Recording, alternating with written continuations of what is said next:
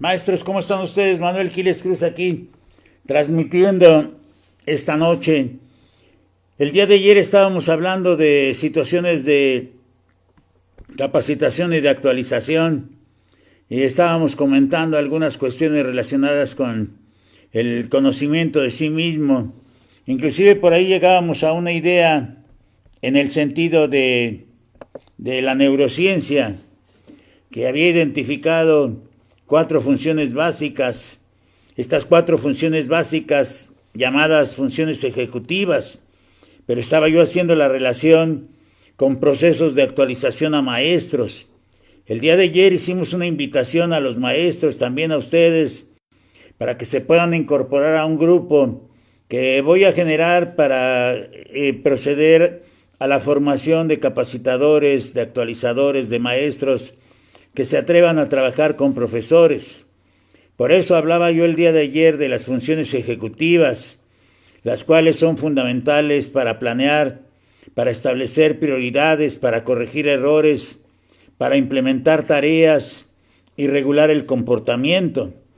Y entre todas estas ideas de las funciones ejecutivas, hablábamos inclusive de la inclusión de la memoria de trabajo, la capacidad de inhibir respuestas, la atención sostenida y la flexibilidad cognitiva. Y de eso estábamos hablando porque lo que vamos a hacer es que con los profesores vamos a trabajar estas partes para que aprendan también a enfrentar grupos de maestros en procesos de actualización. La primera semana de agosto va a ser una semana de actualización a profesores, pero esta actualización se genera a partir de los propios colectivos escolares. Hay toda una serie de guías ya establecidas para que se pueda proceder a la actualización en el sentido de tener el acercamiento con los aprendizajes clave. Por eso, nosotros íbamos comentando sobre la atención a los maestros y cómo ellos se pueden volver capacitadores o actualizadores, porque hablábamos de la parte de la atención y cómo ésta se relacionaba con las funciones ejecutivas, las cuales a su vez constituyen una base de lo que es el desarrollo socioemocional y cognitivo, y por lo tanto tiene que ver con el rendimiento académico. Pero esto lo vamos a trabajar con profesores y también lo puedo identificar inclusive desde la educación socioemocional. Por eso la pregunta que hacía yo en el sentido de que hoy abordaríamos aspectos que tienen que ver con una pregunta: ¿cómo te encuentras? Y ese cómo te encuentras, las respuestas podrían ser: me encuentro bien, me encuentro mal, pero no se refiere a eso, sino cómo yo mismo, cómo Manuel Quiles se encuentra a sí mismo, cómo Manuel Quiles puede generar el conocimiento de sí y cómo pone en juego esta parte de la atención. Porque comentaba yo también el día de ayer que la regulación de la atención implica orientarla e implica sostenerla voluntariamente en la experiencia, en el estímulo o en la tarea a realizar, así como monitorear, decía yo, detectar, filtrar y dejar ir elementos distractores. Por eso a veces yo he comentado en algunos grupos que el problema de la atención, sobre todo en la mañana, está muy dispersa. En la mañana la atención tiene muchos distractores, sobre todo cuando empezamos a asearnos por la mañana y que nos estamos duchando, empezamos a recordar que tenemos muchos pendientes y que estos pendientes necesitamos darles también alguna solución, pero empezamos a generar y a dispersar la atención. Entonces, lo que necesitamos es aprender a regular la atención para poder también tener la regulación de la conducta. Por eso, al final, en la sesión de ayer, hablábamos del entrenamiento de la atención y lo que implica entrar al entrenamiento de la atención como la práctica de la metaatención, es decir, que hay más allá de lo que yo me puedo percatar de lo que hago y para qué lo hago, pero que hay más allá cuando se habla de la metacognición como una capacidad de tomar conciencia de los propios estados y procesos de pensamiento, de los sentimientos y de la percepción. Por eso a veces cuando hablo de capacidades, coloco también a la percepción, a la observación, ¿sí? Porque junto con la atención y como parte de la atención, estas son capacidades que tenemos que ayudar a desarrollar en nuestros estudiantes, pero también en nuestros maestros. Y hablábamos que inclusive en ausencia de la metaatención, el individuo empieza a fundirse con la experiencia y opera a través de hábitos de manera automática. Entonces tenemos ya también dos situaciones, una operar de manera automática y la otra procesar pensamientos, sentimientos y percepciones, de tal forma que pues deben de existir y existen, por ejemplo, en los procesos de actualización a maestros, diversas técnicas para aprender a regular la atención, por ejemplo, las técnicas de entrenamiento mental, que además, decía yo el día de ayer, ayudan a generar la calma, a darle claridad mental, a darme claridad mental, reducen el estrés y promueven el bienestar. Por eso, a la pregunta que hacía yo en la mañana en mi página de Facebook, de cómo te encuentras, me contestaron desde Campeche que la forma de encontrarse es el bienestar. Y también me dieron varias respuestas, pero yo decía de cómo te encuentras es cómo te revisas hacia adentro para que tú puedas tener el conocimiento, lo digo redundante e iterativamente, el conocimiento de sí mismo. Por eso nosotros tendríamos que recurrir a la conciencia de las propias emociones, porque aquí la conciencia no la entiendo como la conciencia social, es decir, de que yo me pueda percatar de que en el país hay 80 millones de pobres y 20 millones de miserables, sino la conciencia ya como una estructura de vida, como una estructura que se generan y donde están todas las capacidades, incluidas habilidades, destrezas, actitudes, hábitos, valores, conocimientos, capacidad de análisis, de síntesis, percepción, observación, la atención en general. Porque yo considero que es difícil, en apariencia, hacer el dominio de la atención. Pero ayer comentaba yo que el que atiende aprende, que el que aprende conoce, el que conoce sabe, el que sabe puede, el que puede es capaz y que el que es capaz lo puede todo. Pero ¿cómo dirijo la atención? ¿Cómo hago para ir hacia mi mundo interno y tomar conciencia, por ejemplo, de las motivaciones, de las preferencias, de los pensamientos, de las emociones que voy experimentando? ¿Cómo voy tomando esa conciencia? ¿Cómo me voy percatando en este proceso que respecto de las propias emociones requiere de la capacidad de observar y de reflexionar sobre la influencia que ejercen los diversos estados mentales y emocionales? Y esto es trabajar conmigo mismo, esto es adentrarse y tratar de encontrarme. Este era el sentido de la pregunta. ¿A cómo te encuentras? Implica ir hacia adentro de uno mismo y revisarse en todos estos aspectos señalados, porque en la manera de experimentar lo que sucede y percibe, hay una serie de relaciones que me pueden llevar hacia la toma de decisiones y hacia las conductas. Por eso, tomar conciencia de sí mismo, ver cómo te encuentras, cómo me encuentro hacia adentro, implica también reconocer el impacto de las acciones propias en otros y en el medio ambiente, porque a veces mis acciones impactan en otros y también implica que pueda yo identificar el impacto de otras personas y del entorno en mí mismo, en uno mismo. Por eso, esta es la parte de la idea, de la pregunta que hice hoy por la mañana en Facebook. Y la otra idea, aparte de la atención, tendría que ver con la estima personal.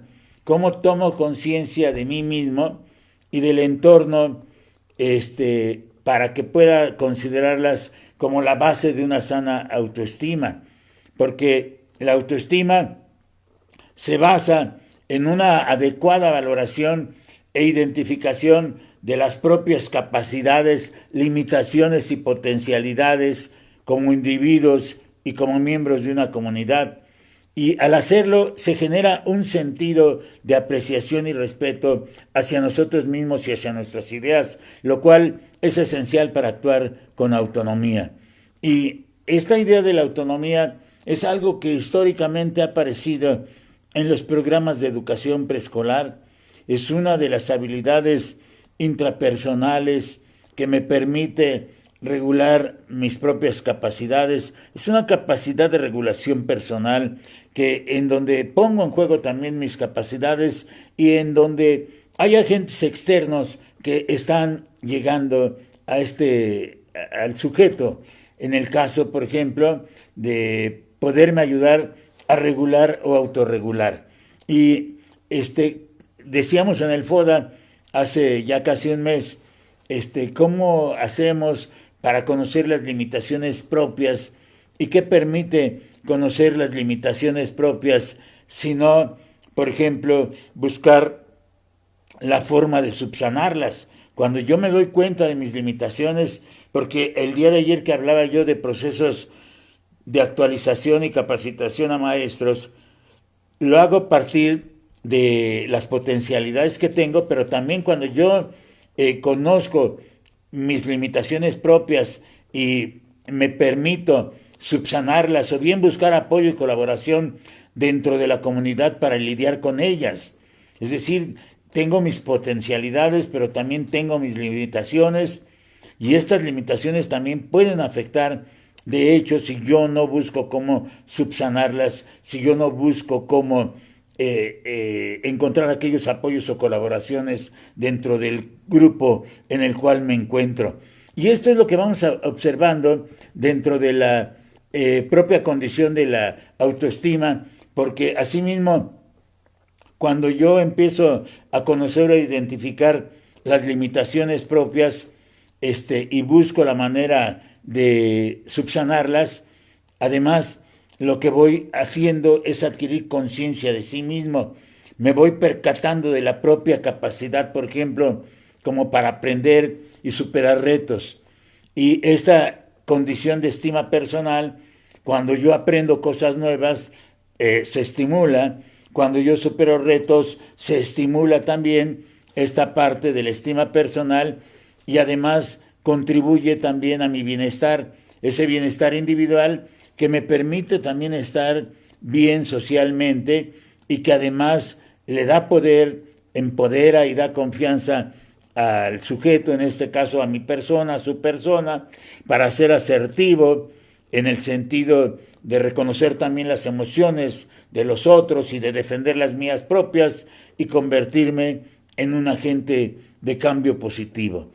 Toda esta idea, todas estas ideas las vamos viendo en la parte del desarrollo personal y social e históricamente, para no ir muy lejos, nada más al programa de educación preescolar 2004, desde ahí, desde el programa de educación preescolar 2004, lo que empecé a observar fue esa condición del propio desarrollo personal y social y lo que tenía que ver básicamente con dos aspectos, uno que era la autonomía y el otro que era el conocimiento de sí mismo. Por eso, todo el conocimiento de uno mismo, de sí mismo, también me lleva al aprecio y a la gratitud que surge a partir de reconocer y apreciar elementos de nosotros mismos, de los demás, del entorno que nos benefician y nos hacen sentir bien. Por eso la gratitud también es importantísima. Nada más que en la vida, a mí me enseñaron a ser agradecido, a agradecer y también a no esperar que hubiera el agradecimiento de la otra parte. Pero la gratitud, decía yo, como en Corazón, el libro de Edmundo de Amicis, ese diario de un niño, donde el padre le dice parece ser que es Rolón, le dice cuando está frente al maestro que después de la palabra maestro Después de la palabra padre, la segunda palabra en importancia es maestro. Le dice que si no se ha dado cuenta que muchas veces su maestro ha ido enfermo a la escuela y que lo menos que debe de tener con su maestro es gratitud. Por eso, reconocer y apreciar los elementos de nosotros mismos, de los demás y del entorno que nos benefician y que nos hacen sentir bien. Y el aprecio y la gratitud implica aprender a disfrutar, por ejemplo, el mero hecho de estar vivos. El mero hecho de estar vivos, en ese disfrute, tiene que ver con la gratitud y con saber apreciar, como el día de hoy. El día de hoy estamos ya en la noche y nosotros agradecemos el haber vivido este día. Y mañana será otro día, por supuesto, pero el mero hecho de estar vivos implica un disfrute. La belleza, el entorno de la belleza, como el amanecer, los que vemos el amanecer cuando el sol está apareciendo allá por el oriente y nos damos cuenta de cómo va colocándose el sol, cómo va apareciendo, cómo va surgiendo esa masa, a veces anaranjada, amarillenta, etcétera, que lo agradecemos también porque el sol es vida. Y esa belleza del entorno, u observar con nuestros compañeros sus acciones y sus cualidades positivas, observarlas en mí, observarlas en ellos, implica también ese disfrute que también tiene que ver con el aprecio y con la gratitud. La gratitud se disfruta, el aprecio se disfruta. Del aprecio deviene la gratitud. Del aprecio, al devenir la gratitud, se manifiesta como una emoción placentera que se consolida en acciones para cuidar y proteger aquello que trae bienestar. Por eso todo aquello que es bueno, todo aquello que trae el bienestar, hay que cuidarlo, hay que protegerla. Por eso así protegemos el entorno, por eso tenemos que proteger también la parte social dentro de la familia, dentro de la escuela, y reconocer y apreciar el apoyo de otras personas. La gratitud se manifiesta también como el deseo de retribuir la bondad y, ¿por qué no?, consolidarla con expresiones o acciones para favorecerla. Por eso yo decía en otra videograbación, todos los que estamos en educación, somos buenas personas, pero hay un momento en el que se desvía. ¿Por qué se desvía el maestro? ¿Por qué entra en un estado como de escuela decadente, así como cuando hablamos de la escuela al centro, y observo que adentro de esa propia escuela hay otra escuela, que es una escuela decadente, que está formada por sujetos que han estado profundamente molestos emocionalmente, ¿sí?, de tal manera que a veces, como las cosas no se hacen como ellos quieren, hay una molestia total. Pero decía también cómo en las escuelas funciona o se hace presente el celo, la envidia, el chisme, en lugar de apreciar lo que se da en el día, la relación o las interacciones con los compañeros, o el aprecio a la gratitud, o la retribución de la bondad, y caen en el celo, en la envidia, el chisme, en la inquina, en la indolencia. Por eso nosotros tenemos que ayudar a nuestros niños a que fomenten, nosotros tenemos que ayudarlos a fomentar el aprecio y la gratitud para que pueda incrementarse su bienestar y puedan promover relaciones sanas y solidarias. Porque también vivir junto a personas tóxicas, donde las emociones aflictivas se hacen presentes de manera constante, ha de ser muy difícil. Ha de ser muy difícil vivir junto a ese tipo de personas, estar junto a ese tipo de personas, en lugar de procurar el bienestar o promover relaciones sanas y solidarias cuando se da las enfermedades neuróticas. Por eso hay familias que viven bajo un mismo techo, pero que dejan de ser familiares como familia, como concepto, como tal, porque se provocan enfermedades neuróticas, independientemente de que tengan una relación consanguínea o no.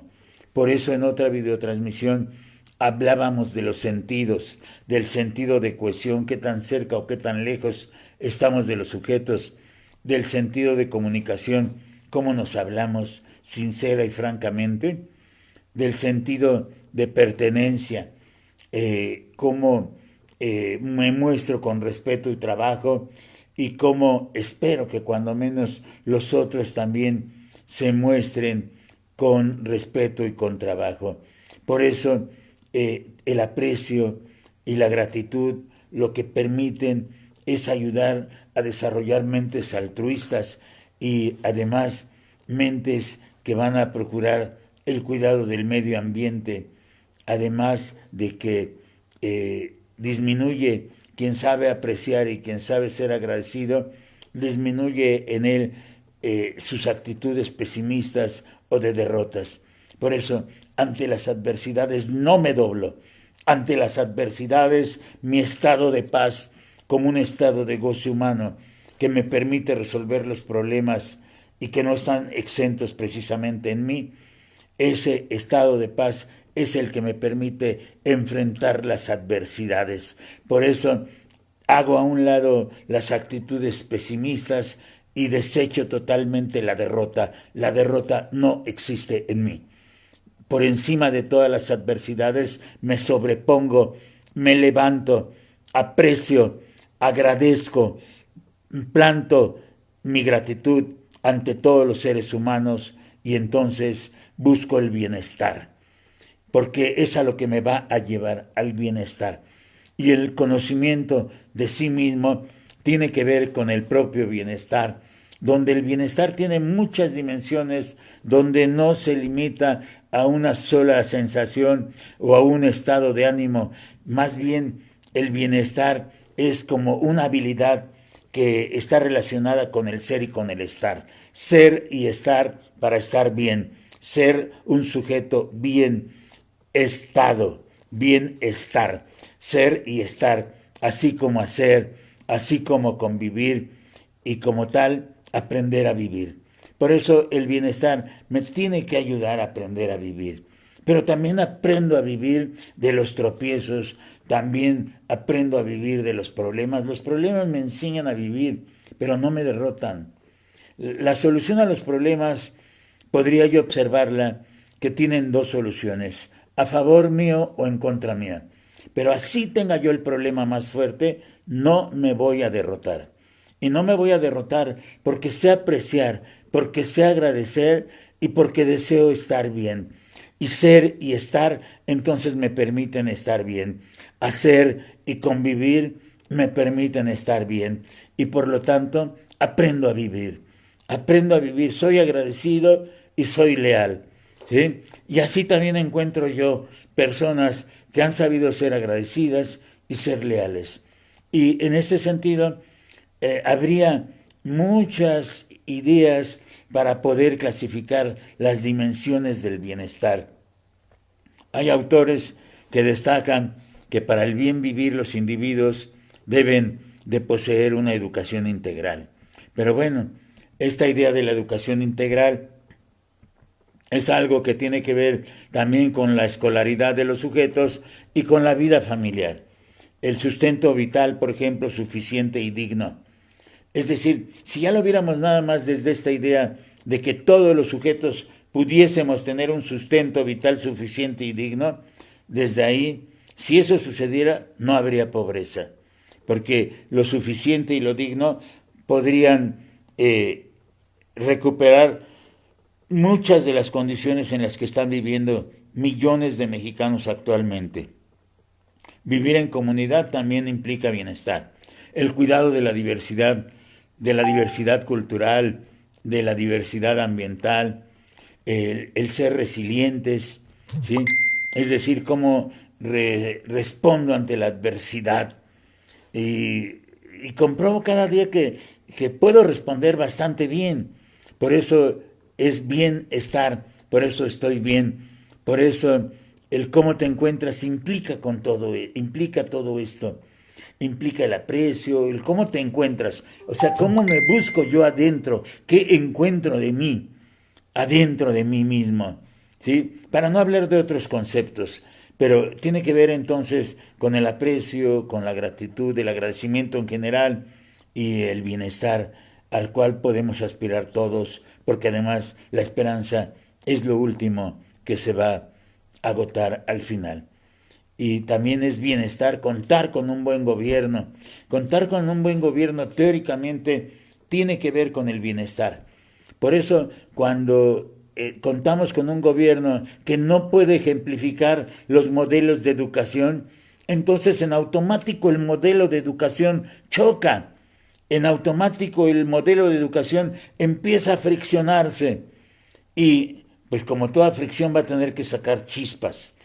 Por eso contar con un buen gobierno tiene que ver con el bienestar, poseer una educación integral, el sustento vital suficiente y digno, la vida en comunidad, el cuidado de la diversidad cultural y ambiental, ser resilientes, contar con el buen gobierno y la salud física y mental. Porque la salud física y mental tienen que ver también con la capacidad emocional, con las habilidades socioemocionales, ahora con la educación socioemocional. Porque en la medida en que estemos bien física y mentalmente, yo escribí en el libro como recordando la idea de Juvenal sobre cuerpo sano en mente sana. Y estas son ideas que tienen que ver con el conocimiento de sí mismo y que pueden contestar a la pregunta que hoy en la mañana hice en Facebook de cómo te encuentras. Por eso deseamos que todos ustedes se encuentren bienestar, que todos ustedes encuentren el bienestar, ¿sí?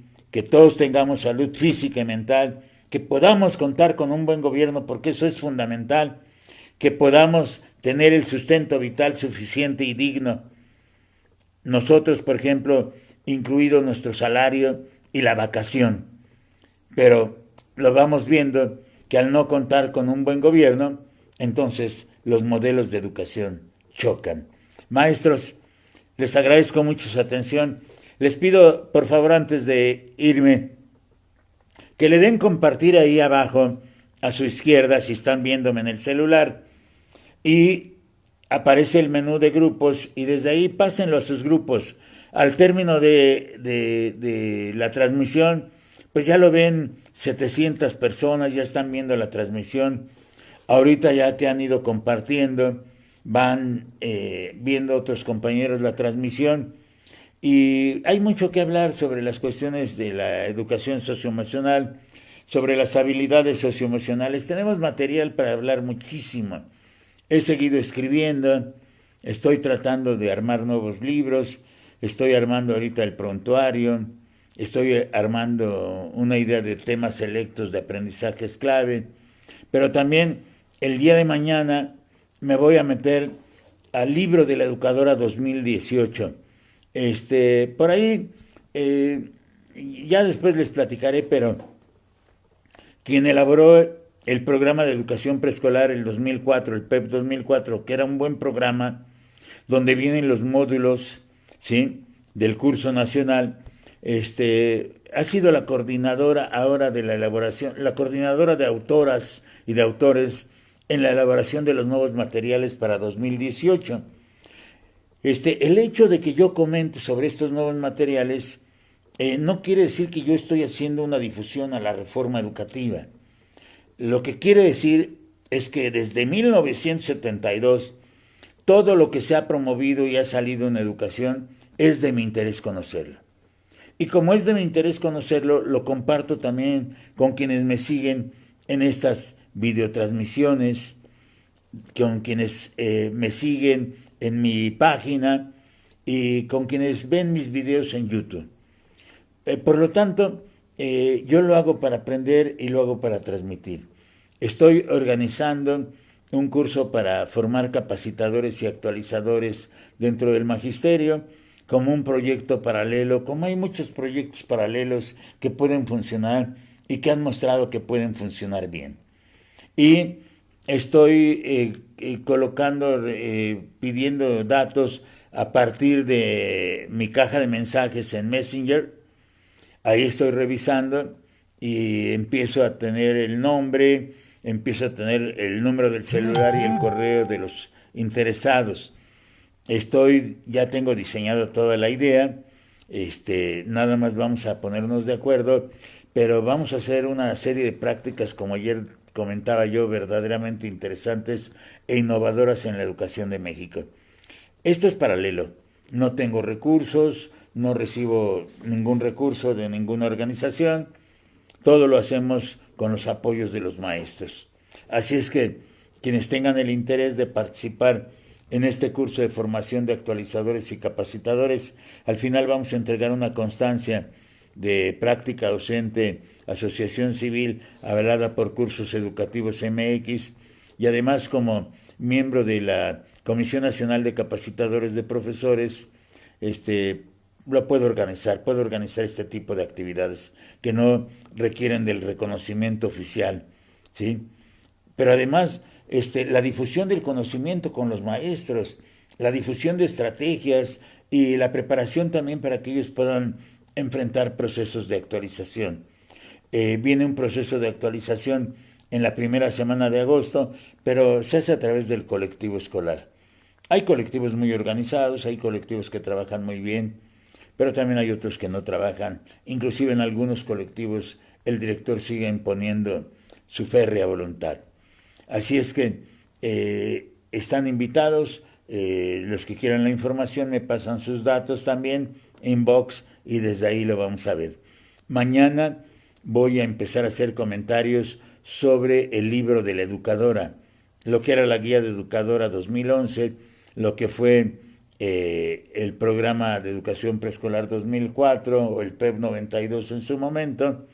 Hoy aparece como libro de la educadora y he estado ya revisándolo, de ahí que el día de mañana, a partir de mañana he decidido hacer comentarios sobre educación preescolar. Es importante que todos los maestros de todos los niveles conozcamos los programas de los otros niveles, de los que no son mi nivel. Por eso, maestros de primaria, maestros de secundaria, los invito a que sigan estas videotransmisiones y que a partir de mañana podamos revisar el libro de la educadora 2018. Maestros, soy Manuel Quiles Cruz, me despido, que tengan muy buena noche. Hasta mañana, maestros. Gracias.